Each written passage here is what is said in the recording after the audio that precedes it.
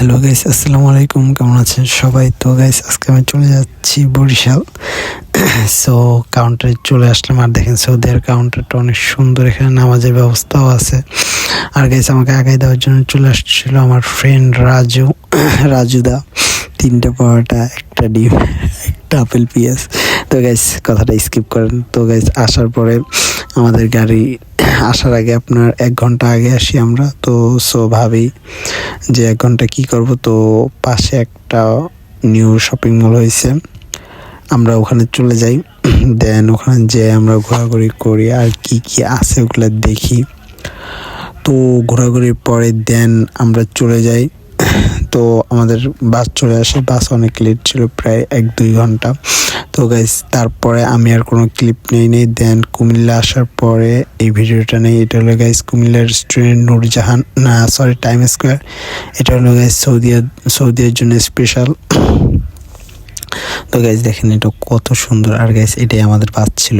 আর এখানে দেখেন গাইস, এখানে তো সব প্রায় বাসগুলো এক ছিল।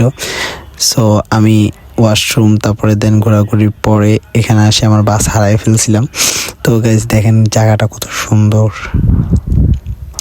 আমার কাছে তো দেখে জায়গাটা মানে মন জুড়ে গেছিলো। আমি যতক্ষণ ছিলাম এখানেই ছিলাম। দেন হালকা পাতলা কিছু নাস্তা পানি করি। তারপরে নাস্তা পানি ভিডিওটা গাইস করে নেই, কারণ তখন আপনারা আবার বলবেন যে জোর করে যে ফুড ব্লগ শুরু করে দেন।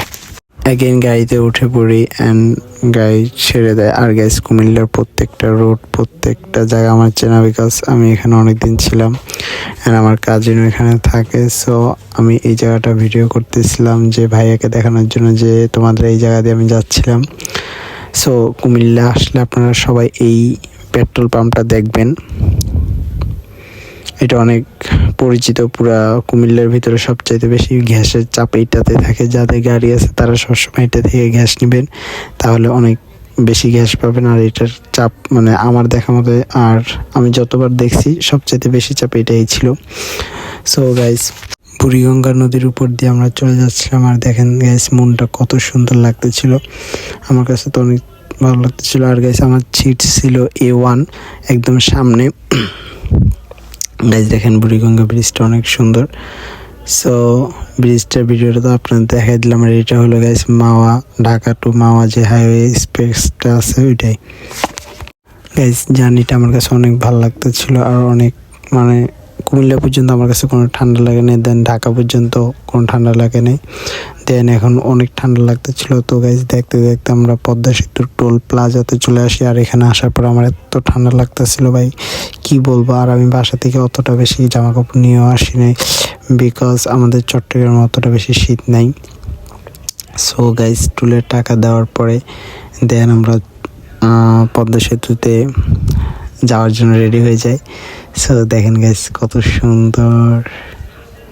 আমার দেখা গাইস বেস্ট ছিল এই ক্লিপটা।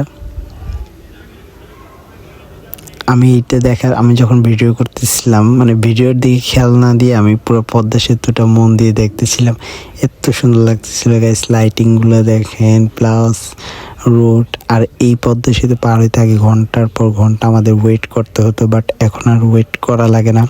হাসু আপার উদ্যোগে এই পদ্মা সেতুটা আমরা পাই। সো গাইস, দেখতে দেখতে আমরা পদ্মা সেতু পার করে ফেলি।